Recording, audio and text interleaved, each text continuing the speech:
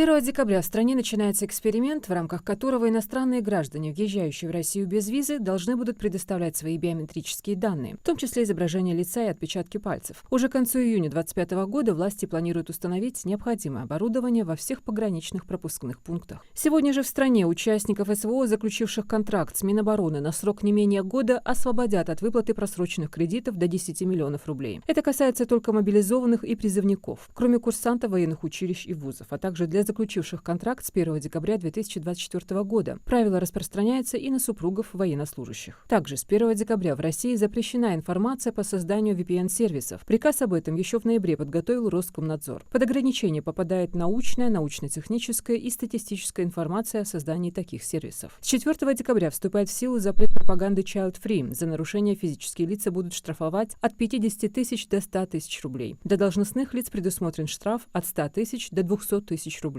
а для юридических – от 800 тысяч до миллиона рублей.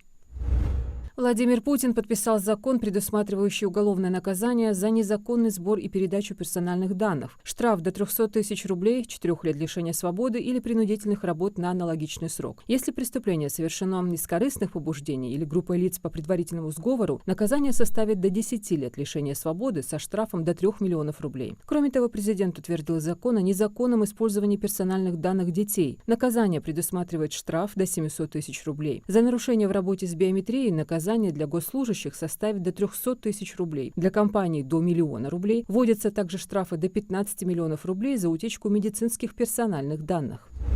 С 2025 года российские пенсионеры смогут рассчитывать на индексацию страховых пенсий на 7,3%. Средний размер страховой пенсии по старости составит примерно 24 тысячи рублей 59 копеек в месяц. Такое повышение станет первым увеличением выплат для работающих пенсионеров с 2015 года, что станет важным шагом в обеспечении справедливости системы. Кроме того, с 2025 года пенсионеры, достигшие 80-летнего возраста, и люди с инвалидностью первой группы получат дополнительную выплату в размере 1200 рублей. Эта компенсация станет автоматической. Пенсионеру не нужно будет подавать заявление, так как Социальный фонд России самостоятельно обработает данные из федеральных баз.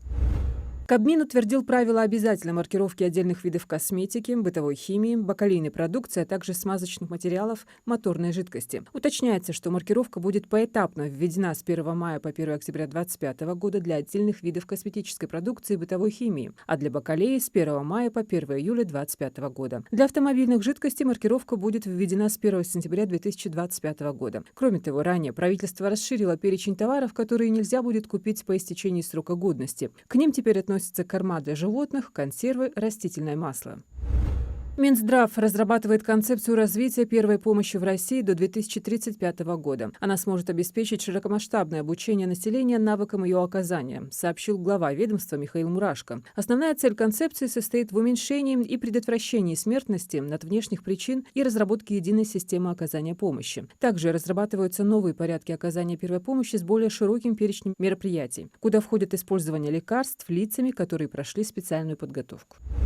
В следующем году кофе может подорожать из-за плохого урожая в Бразилии и во Вьетнаме, предупреждают россиян. Если говорить о медианной цене, то в 2025 году ситуация вряд ли улучшится, и она может оказаться выше на 20-25%. Если раньше производители часто использовали робусту, чтобы удешевить кофейные смеси, то теперь она практически сравнялась по ценам с арабикой. Кроме того, на российском рынке дополнительный негативный фактор создает снижение курса рубля к доллару. На этой неделе стоимость зерен кофе на бирже продолжила бить многолетние рекорды.